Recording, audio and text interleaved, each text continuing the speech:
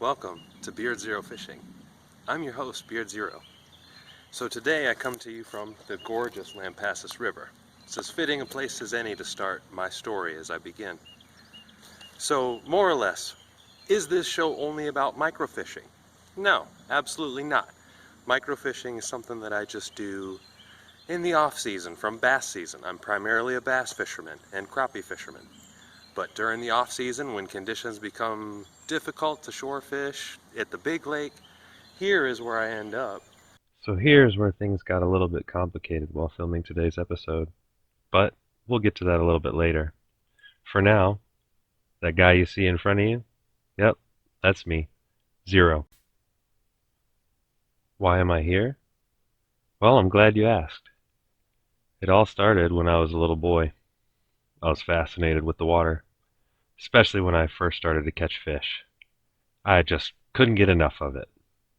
And even when I was probably about 10 years old, I started dreaming of professional fishing someday, being like one of the greats, having one of my own TV shows like they do.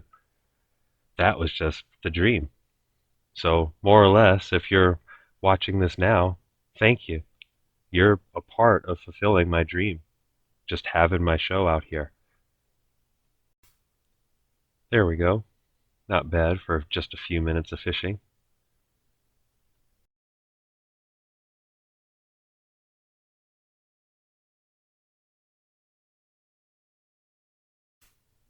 It's a nice little sunfish. So let's fast forward a little bit. So last year, I decided, after thinking about it for several years, just decided, okay, I'm going to go ahead. I want to make my own lures, my own soft plastics, to start, anyways. So I decided that I would make my own line of baits.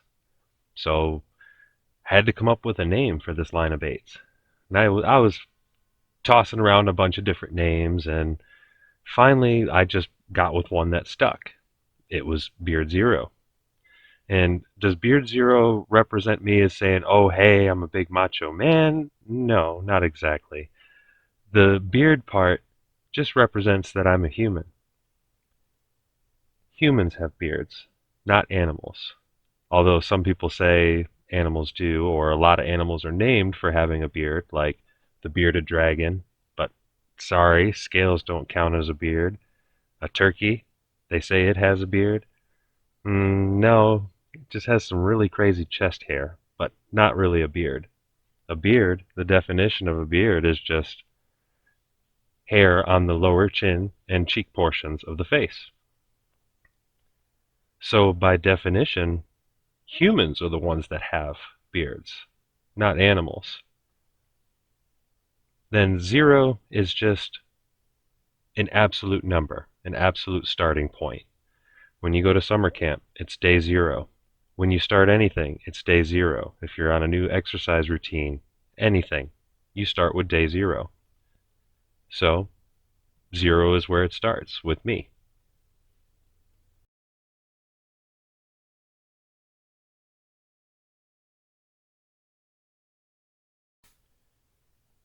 Here's a quick peek at the rig I was using. Simple split shot rig, rigged with a Papa D's Ice Bug, one of the lures that I produce for my company. So how I fish this is just to cast to the upstream side of the hole or pool that I'm fishing in and let the current just carry it down through. And I'm just letting that little split shot on there bounce along the bottom. That's why I use the ultralight rod. It gives me extreme sensitivity to feel every little pebble that split shot rolls over, or if the fish even so much as thinks about hitting my lure. Snagged up. But that's alright. With this light line, 6 pound test line that I use, generally I can use that stretch and pull whatever the snag is out, or if it's too large, usually I just bend the hook instead of snapping off my whole rig, which I really kind of like. It helps keep me fishing longer than retying longer. Anyways, let's get back to why we're just watching me fishing and not with the cool intro that I had planned. So that in itself is a long story. And It all comes down to the planning of this first episode, when I would introduce myself to the world as Beard Zero. I had had everything set up. I had planned a location that I was going to go to. I had planned exactly what I was going to say. Everything was perfect. But then everything started to not be perfect. The weather took a turn and we started getting a lot of rain. So the location that I wanted to film at for this episode, I just couldn't go film there in the rain. I'd get all my gear wet and that just wouldn't be very fitting. So I had to change locations. So when I came back here to the Lampasas River, I was kind of shocked when there was a ton of people here. And it kind of threw me off, because usually I have this spot all to myself, and very seldom do I ever see anybody else out here fishing. But on this particular day, there was at least a dozen people there. And that was great and wonderful. They all had just as much right to be there as I did, so at first I just started fishing. That's when I was using my other camera. So while I was fishing, I was trying to wait for the people to leave so that I could be able to record good audio, because some of them were listening to some music and it wouldn't have been good to have all that in the background. So while I was just fishing, just to get video footage, I was waiting and ran out of memory on my main camera. A mistake that I made, but will be corrected shortly. Anyways, so now I'm down to just my GoPro filming. And the GoPro itself just doesn't have very good audio, as you'll see coming up in a little bit. So more or less at this point, all of my devices and gadgets are failing me, and all I can really do is take video. But I decided the show must go on, no retreat, no surrender, so I only did video, and that's why I'm here talking to you now. But don't let that take away from the fishing, because I was actually doing pretty good today.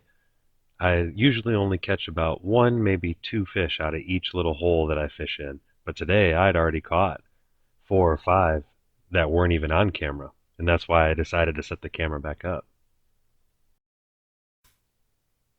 Despite all the technical difficulties I was having, this actually was a great day fishing for me. Oh, got another one. So even though these are tiny little fish, they actually put up a pretty good fight on that ultralight rod. This one was super lively. Oh, let's go ahead and get him back in the water.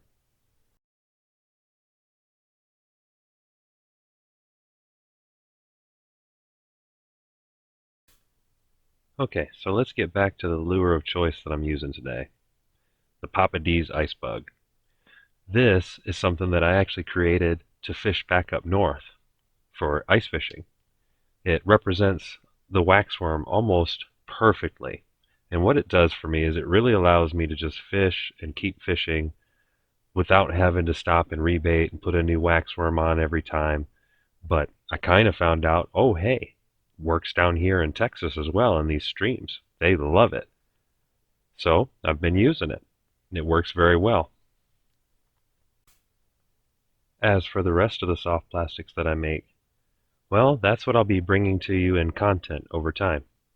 Currently, I produce 18 different lures, but at this time, you won't find them in your big retail stores. I just don't have the capacity or the time to be able to stock up all the major outdoor stores. Just wouldn't be possible for me. But over time, I will start making available some of the lures that I do use, and I'll start introducing them to you as I progress with new content. And speaking of new content, don't forget to subscribe and hit that notification bell so you don't miss anything that comes out. Like when I finally show you what that drill was used for on the trailer video. That's an exciting video. Okay, so we'll change it up here a little bit so you can kind of see a different angle of the spot I was fishing at. I was fishing a different hole that's located about 25 feet away from that first hole. Oh, got one. Ooh, got him, got him. That was quick. It's a little spotted bass. Little tiny thing. But their colors, especially in the wintertime, are so vibrant. They are a gorgeous fish to catch. Should have got a little better close up, but wasn't really thinking that well at the time. I was kind of still shocked from all of what I had to contend with during the day. But, like I said, no retreat, no surrender. The show must go on. And this is one of the last fish I caught for the day. But it was notable because it was a sunfish, a green sunfish, but it was super, super blue. And it was really, really stunning. Let me go ahead and get him back in the water.